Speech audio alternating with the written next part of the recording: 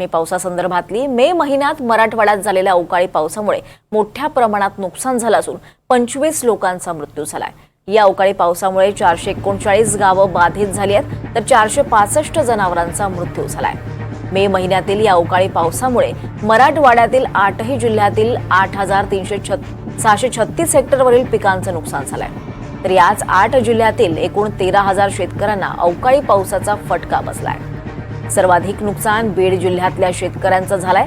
दरम्यान मराठवाड्यातील कोणत्या जिल्ह्यात किती नुकसान झालंय हे पाहूयात ग्राफिक्सच्या माध्यमातून।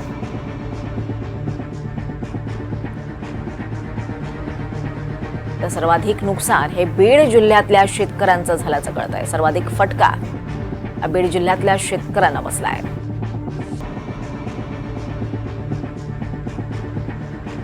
तर मे महिन्यात झालेल्या या पावसामुळे 439 गावं ही बाधित झाली आहेत तर 25 जण हे दगावले। दरम्यान 465 जनावरांचा यामुळे मृत्यू झालाय। तर मराठवाड्यातील 8 जिल्ह्यांना यामुळे नुकसान पोहोचलंय। संभाजीनगर, हिंगोली आणि परभणीत मोठं नुकसान या अवकाळी पावसामुळे झालंय। अवकाळी पावसामुळे 439 गावं बाधित झाल्याचं कळतंय। तर मराठवाड्यातील 8 जिल्ह्यांना या अवकाळी पावसामुळे नुकसान झालंय।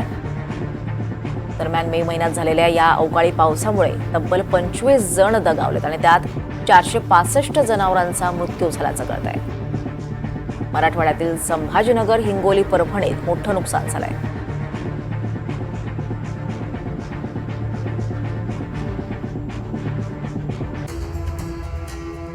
दरम्यान मे महिन्यात नेमकं किती नुकसान झालं आपण पाहूया। छत्रपती संभाजीनगरमध्ये 5 मृत्यू झालेत, त्यापैकी जनावरांचा मृत्यू 63 मृत्यू झाले तर पिकांचं नुकसान आहे 616.6 हेक्टरवर नुकसान झालंय।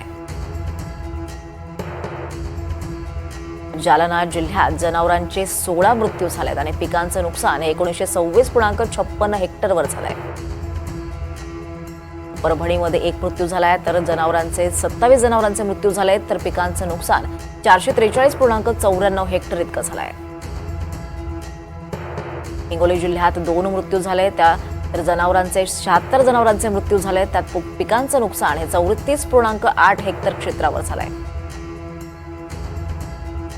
तर बीडमध्ये 5 मृत्यू झालेत तर 80 जनावरांचा देखील मृत्यू झालाय त्यापैकी 3,931.18 हेक्टर क्षेत्रावर पिकांचं नुकसान झालंय। तर लातूरमध्ये 6 मृत्यू झालेत, 105 जनावरांचा मृत्यू झालाय तर 1,328.58 हेक्टर क्षेत्र पिकांचं नुकसान झालंय।